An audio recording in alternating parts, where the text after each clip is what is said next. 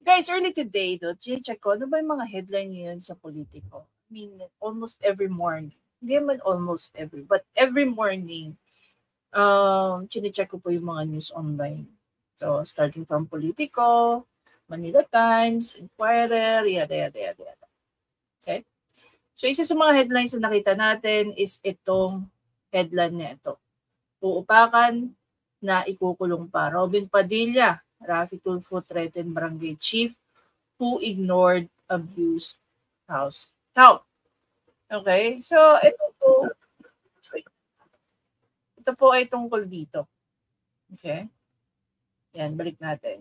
So, ito tungkol po dun sa katulong na si Miss LV Vergara na taga Mindoro na ngayon nagiging ng Senate. Okay? So, going back dito sa article na to, sabi dito, Senator Robin Padilla and Raffy Tulfo blew their top at a village chief from Occidental Mindoro for ignoring a domestic worker who sought refuge at a barangay hall after an episode of abuse at the hands of employers. So ayan din dito, at the hearing of the Senate Justice and Human Rights Committee Tuesday, on the plight of house help, LV Vergara Barangay Captain Jimmy Patal recalled Vergara going to the barangay hall after escaping from her employers Jerry and Franz Ruiz. Patal said Vergara looked okay. So before natin tong puntahan, pakinggan natin yung nangyari mismo sa Senate. No? Nung tumakas ka, kabubugbog lang sa'yo. Anong klaseng pambubugbog ginawa sa'yo? Ang ginagawa po sa akin, itong tainga ko, suntok ng suntok po sa akin. Tinatagyakan, hinahampas, tapos po inuuntog sa freezer, tapos sa mga dingding kahit saan po. Ma'am LV, sabi niyo po na pumunta kayo sa barangay at nagsumbong, tama? Opo, totoo po yun. Sino pong sinumbungan niyo? Mga kasama niya po doon. Tapos nandun po siya doon sa loob ng City Hall. Nasa loob. Sinabi niyo po na sinasaktan kayo, kaya kayo nandun sa barangay. Opo, sabi ko po, ipakicheck po yung gamit ko dahil aalis na po ako doon. Nakatakas nga po ako. Doon nga po ako pumunta sa kanya. Okay. Alam mo, napakasinungaling mo. Gusto mo, lie detector test ka namin, payag ka. Opo, sir. Sige. Okay, lie detector test. Pag-usapan muna natin ng mabilis to. No? May nakita ako isang video ni Attorney Claire talking about lie detector test. So, punta natin dito si Attorney Claire. Alam naman natin, everybody knows, lie detector test is not admissible in court. So, bakit hahamunin? Resource person, hahamunin ni Senator Raffy Tulfo. Na isa sa ilalim. Na isa ilalim, okay. O, kung wala kayong kasalanan, ito yung premise Kung wala kayong kasalanan, payag ba kayo na magpa-lie detector test? So, okay. Very familiar naman sa ating lahat. Lalo-lalo na sa mga nanonood ng Raffy Tulfo in action. Very, very, very common to kay Raffy Tulfo. Okay, very common to kay Raffy Tulfo. Na ipapatawag niya ang mga ganyang tao, kahit sa RTIA, pag nagharap-harap na, laging hamon niya, ipapay-lie detector test niya. If you recall yung issue ng isang TikToker na pinagbintangan ang isang grupo ng nakapulot ng kanyang cellphone.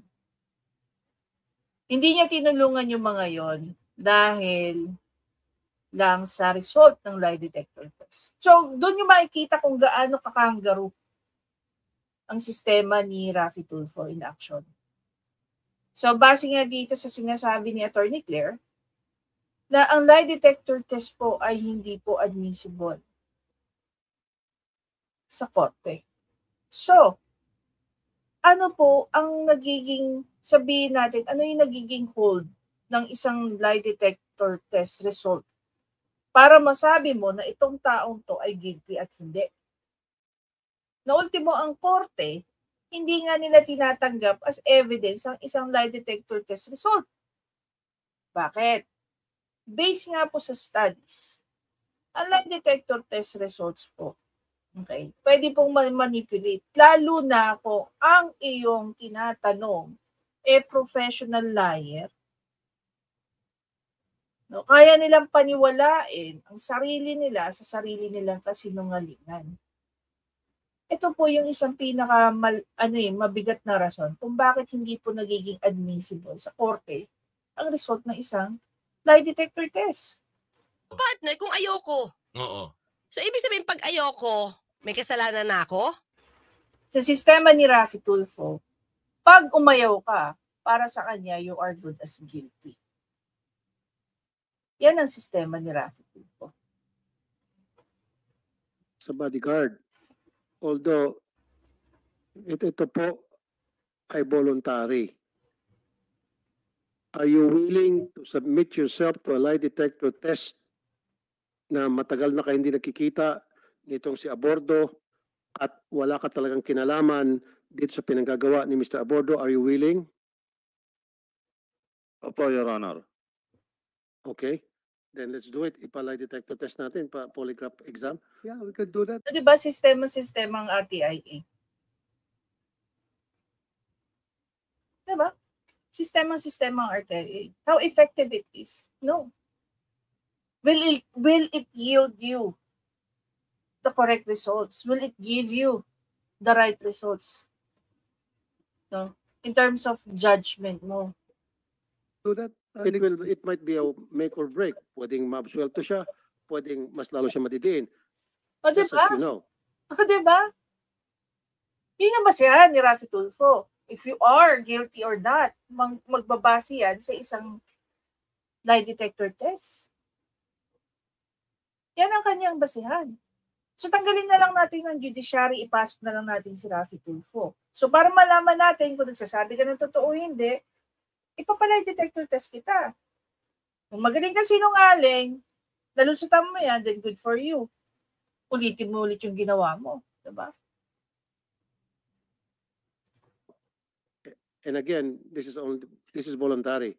So you're willing to submit doon sa polygraph exam na magpapatunay doon sa sinasabi mo na wala kang kinalaman dito sa mga aktibidad ni Mr. Abordo and then matagal na kayo hindi nakita. Right? Just to be clear. Opo, Your Honor. Okay, Mr. Chair. So, Lex here. Wala kang alam sa ano? Sa Anyway, balikan natin tong si Idol dito sa kabila. Sige, pag lumitaw na ikaw ay nagsinungaling sa lie detector test, kukulong ka agad namin dyan sa baba. Yun naman po, sir. Alam nga ba naman magsisinungaling to si Ma'am LV? Ano? Unang-una sa lahat, dapat may basihan ka kung bakit mo ikukulong yung isang tao sa loob ng Senate. Hindi lang dahil yun ang result. Hindi lang dahil may result. No? Dahil lang sa result ng isang lie detector test. So, ang dami na sanang napakulong dyan kung sakali man. Kung dahil sa lie detector test. Diba? Anong reason para siya magsinungaling? Alam mo, Chairman, kung nasa matinong pag-iisip ka kung Wait lang Hindi ko po kinakampihan si Chairman. Ang gusto lang po natin, gawin ni Raffy Tulfo ang tamang proseso. Dahil paniniwalaan po ng mga tao na ang lie detector test ang magdedetermine whether or not ang isang tao ay guilty sa isang act na ginawa nila, which is basically hindi po. No? Tamang investigasyon, di ba? Kaya nga nila inimbita eh. Dahil iniimbestigahan nila eh. Hindi yung tatakutin ng ganyan. Kung may mali po si chairperson, sumulat po kayo sa DILG. Hindi po kayo basta-basta magdesisyon dyan. Diba? Tuloy kung tayo. tama ka, patas ka, the first thing you should have done is check siya sa doktor, tawagan mo si HR, tawagan mo PNP, sabihin na meron dito, mukhang kawawa na kasambahay at tumakbo sa kanyang Si HR ba dapat ang tinawagan niya, ang una niyang tawagan? Tawagan niya DSWD, tawagan niya ang PNP. No? I-report po ito. Kung hindi kaya. Kung tutuusin, pwede na nga i-blatter yan ng barangay. Tapos, iba-blatter din sa PNP, sa pinakamalapit na presinto. And then, i-coordinate sa DSWD yung ginawa po kay Ma'am LV. Ngayon, kailan papasok ng CHR dyan? Ang pagpasok po ng CHR, pwedeng voluntary. Kanyang amo, ang kanyang reklamo ay sinasaktan siya, etc. Yun dapat ginawa mo. Ang ginawa mo, sinurrender mo siya uli sa amo, napakawalang hiya mo. Hindi naman po sir, ganun ang nangyari talaga po sir. Marami po akong kasamahan doon sa barangay. Maraming kasama sa barangay, pero you call the shots because ikaw ang pinakamataas, ikaw ang chairman, ikaw ang sinusunod ng mga kasamahan mo. Nung pagdating ni Ma'am LB at saka pagdating ng amo, ilang minutong pagitan. Siguro po wala pa pong 3 minuto sir. Oh, so, ibig sabihin, hindi sinusundan, may tumawag. Ay At saka isa pa, of all places sa barangay, bakit sa barangay hall pa siya pupunta? Pwede naman siya pumunta sa ibang tindahan, pwede siya pumunta sa kanto kung saan-saan pang pwedeng tambayan niya o sa paradahan ng tricycle kasi tumakas nga, di ba? Bakit sa barangay pumunta? Kasi tinawagan mo, ungas ka talaga. Kunyari ikaw sa sitwasyon niya, madalas kang binubugbog ng iyong amo and then nagkaroon ka ng pagkakataon na para makatakas. Pagdating mo sa barangay, anong unang-una mong sasabihin kung ikaw si Ma'am LV? siyempre po, magre-reklamo po. Exactly! At yun ang ginawa niya na kinukontra mo ngayon, stupido. Hindi pa po nakakapagsalita po si Nanay Elvie. Nakaupo lang po yan nung dumating po ako. Ang una ko po... Hindi, ikaw na mismo nagsabi. Ang una mong gagawin, kung ikaw sa sitwasyon ni Ma'am LB, ay magreklamo galing na sa bibig mo eh. And that's exactly what she did. Pero hindi mo pinakinggan dahil tinawagan mong amo, tumutugma lahat ng sinasabi ni Ma'am LB. Napakasinungaling. Kasi po nga, ang alam ko po, siya po ay taong grasa na dumating po. Okay, hindi na nagtugma yung kanya. Ang alam niya taong grasa. So bakit tinawag yung amo? Okay, partly sa ginagawa sa galit ni Raffy Tulfo, mag-agree ako diyan. Susuportahan ko siya diyan. Pero the way niya kausapin yung barangay chairman ay maling-mali. Okay, maling-mali. Nailatag na po ito minsan sa isang video ni Attorney Claire. There is a proper way to talk pagdating diyan sa loob ng Senate. Pero yung the way ina-address, the way na kinakausap ni Raffy Tulfo itong barangay chairman, maling-mali. Hindi makatao, hindi naman hayop yan. Sabihin na lang natin may mali talagang ginawa itong si barangay chairman. Imbes na akala mo, kung magsasalita ka na akala mo bida-bida ka dyan, no? Superpower ka dyan, o ikaw yung malakas. Sana mas ginamit mo yung pagiging tao mo. Paano ba yun? Ilabas mo yung galit mo pero hindi mo tinatawag na kung ano-ano yung tao. Diba? Pangalawa, kung meron talaga kayong issue dyan, bakit hindi kayo sumulat ng complaint letter mismo sa DILG? Dahil nasasaklaw nila yan eh. Diba? Bigyan mo pa rin ng dignidad yung tao. Irespeto mo pa rin yung tao kahit may mga kapalpakan siyang ginagawa. Kahit naman ako, nagagalit ako. Kung totoo man yan sinasabi ni Raffy Tulfo, dyan sa ginawa ng barangay chairman talagang magagalit din naman talaga ako. Hindi ba? Imagine mo, pinuntahan ka dyan sa barangay, para humingi ng tulong, tapos sinaboy mo, tapos niisip mo, akala mo, taong grasa. Pero binalik mo sa amo. Ang taong grasa, wala pong amo. Hindi ba? Nakakalat yan sa kalsada. Imagine niyo, nagmukha lang ang taong grasa sa harapan ninyo. Hindi niyo patrinato ng maayos. Tapos binalik niyo pa sa mga demonyo nyo lang, alam mo yung reason kung bakit sila nagmukhang ganyan? May rin to, may problema rin tong barangay chairman na to. Po sa amin, kaya po ang una kong hakbang po ay pinalilinis ko po. Sabihin natin, siguro papalusot mo, nandun yung amo, natakot lang siguro siya. Pero she had 3 minutes na nandun nakaupo lang, wala siyang sinabi, imposible. Nandun siya, sinasabi niya, Ako, possible na maniniwala ako doon. Alam mo kung bakit? Because of trauma. Because of trauma. Ang tao pwedeng matulala eh. Because of fear, because of trauma. Diba? At ang nakakatawa guys, nandito lang yun sa Pilipinas. Can you just imagine? Galit na galit tayo sa ibang lahi dahil minamaltrato ang ating mga kasama sa bahay. Tapos dito sa Pilipinas, mas malala pa pala yung ginagawa ng ibang Pilipino sa kapwa natin kababayan, sa kapwa natin Pilipino. Diba? Susumbong siya kung ano nang pinagsasabi niya, hindi niyo pinakinggan. And I'll tell you, isa sa mga nasibak, dapat ikaw masibak ka rin eh. Di ba may pulis yung pinagsumbungan? Itong si Master Sergeant Maria Eliza Palabay. na-dismiss kasi sinampan ng kaso ni Ma'am LV. Kasi kinampihan nitong pulis yung amo. Parang ikaw din. Ikaw ang susunod na pasisibak namin. Gano'n ko nakatagal, Kapitan? Okay ako. Gusto ko rin yun. Na matanggal si barangay chairman. Sa kapabayaan na ginawa niya sa kapwa niya. Hindi na lang niya at least constituent niya, no? Kasi bilang isang barangay chairman, pinoprotektahan mo ang lahat ng tao diyan. Under ng iyong jurisdiction, under ng iyong community. Pero nung ginawa mo, ipinain mo pabalik sa mga aso rin. Isang first term po ngayon, Senator. So tatakbo ka. Sunod. May plano pa po. Ano na? Tatakbo. Huwag niyo iboto to. Hindi ka naman nanalo. Ma'am LV, nung kayo po'y tumakas, kabubugbog lang sa inyo noon? Opo. Yung pong hinihila-hila po ako. Tapos yun po. Inuntog-untog na nila ako sa CR. O kita mo, Chairman, kung ginawa mo sana ang trabaho mo, nakakulong na sana yung mga ruwis. Kasi nga, pasok pa sa tinatawag na reglementary period ng mga taga-PNP. O hindi mo ginawa yon. Kaya nangyari, tuloy-tuloy pa rin sa pananakit yung si Ruiz. Yes, possible na pwedeng ma-aresto right there and then.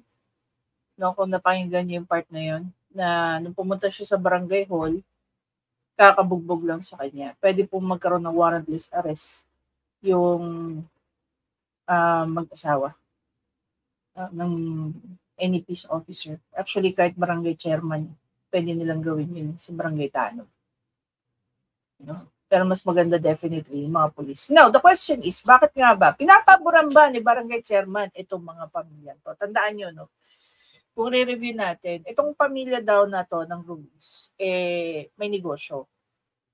Doon po sa mga nagne-negosyo, no, kumukuha po tayo ng clearance, barangay clearance sa barangay para makakuha tayo ng business permit. Pag wala po yung barangay clearance, hindi po tayo makakuha ng business permit. Bakit? Kasi requirement po ang barangay clearance. Now, the question is, kaya ba hindi mo tinulungan itong si Ma'am LV? It's because meron kang pakinabang sa pamilya Ruiz since meron silang negosyo. Kumukuha sila sa inyo ng barangay clearance. Diba? Tapos ngayon, may gana ka pang tatakbo ulit yung election. Ang kapal naman mukha mo, pare, at chairman.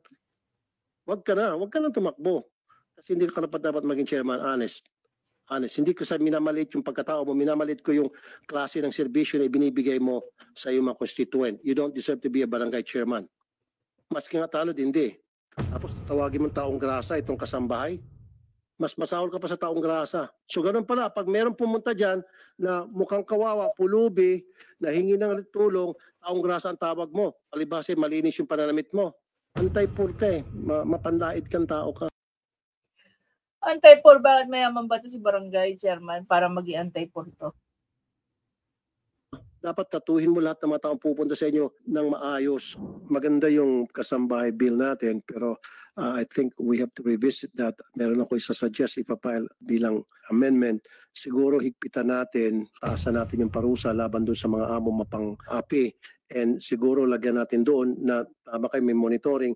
Dapat merong hotline yung each barangay na pwedeng tawagan ng isang kambay in distress. And kapag mawag isang kasambahay, dapat yung numero na madaling memorize, siguro 3 or 4 numbers, pupunta agad yung social worker, kasama yung tanod, and kasama yung PNP para i-check kung totoo nga yung sumbong. At kapag na-verify yan, agad-agad damputin si amo at kasuhan. Only then, protection na natin yung ating mga pobreng kasambahay. So those things has to be changed. And I will file a bill na this time, kasama dun sa kasambahay law ninyo, Senator Estrada, na magkaroon ng mas matibay pang proteksyon natin mga kasambahay. And then, dapat one strike policy laban dun sa mga pang-aping mga amo. Siyempre, bida siya, di ba? Kasi, ano niya to eh. Imagine mo, 4,407. Mabuhay ka, Senator Tulfo, hindi talaga nasayang. Na ito yung mga luma. Mabuhay ka, Sir Rafi Tulfo, sana. Diyos ko, Lord! We need more Rafi Tulfo. No! We need more Rafi Tulfo in this country, Diyos ko Lord. Ang ina Rafi Tulfo for president daw, sabi nitong isa. Yung sa video, si Barangay Chairman, iba ang sinasabi niya doon eh. Sabi niya, akala niya tumakas si Ma'am LB kasi wala tapos lumating yung among lalaki. If ever maksyon naman si Chairman, dapat di yan statement ni Ma'am LB. Wow, he is the next president. Wow. Iba talaga ang pagka-bida-bida ni Rafi Tulfo. Kaya mo guys, no, tingnan natin yung comment ng mga tao. Yung consideration nila pagdating sa siguro sa dinami-dami. Ito guys, for the record, sa dinami-dami ng napanood kong Rafi Tulfo, part of what he did here, nag-agree ako sa kanya. At sumasaludo ako. Okay? That's one part. Sa maraming parts na nakita ko siya bilang isang senador, even Rafi Tulfo in action pala. At hindi yun enough para sabihin na dapat maging presidente siya. Unang-una sa lahat, napaka-credit grabber ni Rafi Tulfo. And we all know that. Yung mga abusadong taong gobyerno kaya malakas loob ng mga amo dahil sa mga opisyal ng gobyerno si Rafi Tulfo. So yung mindset ng mga taong to, no? Well, opinion nila yan eh. Hindi natin naanin yan. That's their opinion. Pero Rafi Tulfo is not a president material. Okay? Barangay chairman lang ang kaya niyang sigaw-sigawan ng ganyan. Karamihan na nare-resolve niyang issue is pang barangay level lang. Tapos gusto niyo siya maging presidente. Are you kidding me? Diba?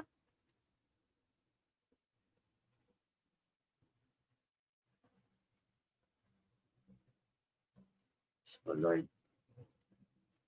Pwede bang elevate naman natin ang ating ang ating standards when it comes sa pagboto ng mga mataas na official? Well,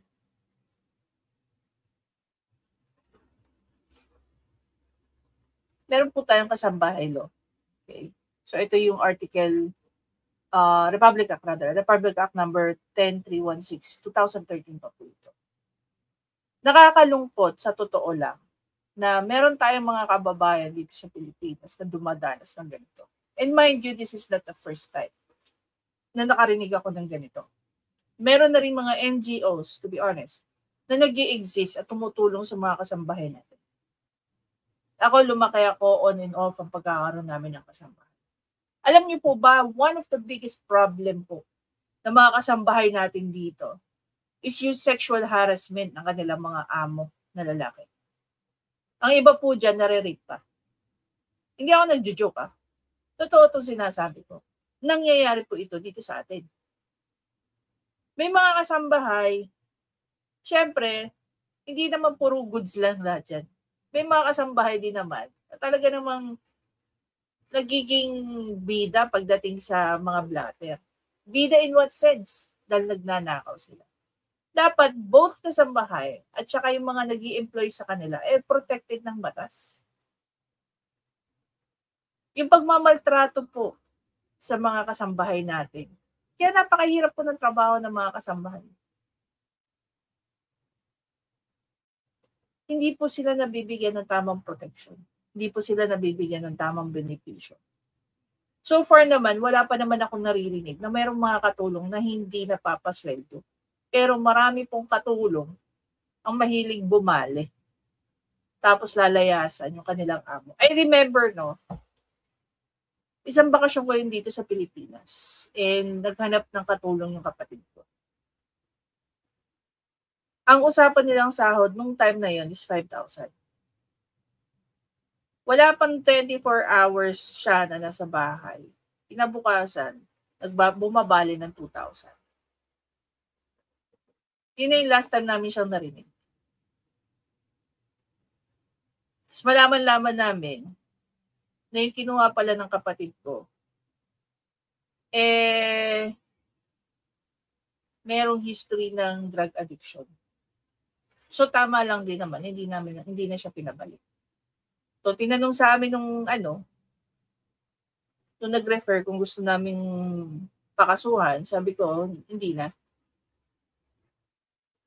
Pakukulong namin yan. May ilang anak. Parang 4 yung anak. Ang liliit pa. Sabi ko, okay na yan. Abuloy na lang namin sa kanya yung 2,000. Tapos gusto daw bumalik. Sabi ko, hindi. Hindi niya yan babalik. Guys, ang daming problema ng mga kasambahay. Hindi lang abroad, kahit dito sa Pilipinas. So far, ito yung pinakamalalang nakita kong problema ng mga na ginawa sa isang kasambahay. Alam niyo po, one thing I learned from someone from my past. They don't call their katulong as kasambahay or katulong. They call them house helper. Andyan sila para tulungan sila, hindi para gawing slave. Ang interpretation po kasi ng marami pagdating sa katulong, ginagawa nating slave. Halimbawa, may mga katulong na nagtatrabaho mula sa pagtilawak ng manok hanggang sa malalim na gabi. Dapat po, may tamang oras yung mga yan. At marami pong katulong dito sa Pilipinas ang hindi pinagde-day off ng kanilang amo. Hindi nyo po binabayaran ng pagkatao niyan. Ang binabayaran nyo po ang serbisyo nila, which is by the hour. At binabayaran nyo ng monthly. Diba? Siguro kailangan na ba natin maglagay ng isang, what do you call that? Isang department para lang sa mga household workers? Ang household workers po kasi hindi lang naman katulong. Pati driver kasama dyan. Hardinero kasama dyan. Diba? Anyone na nagtatrabaho sa loob ng bahay ng isang tao, ang tawag sa kanila ay household workers.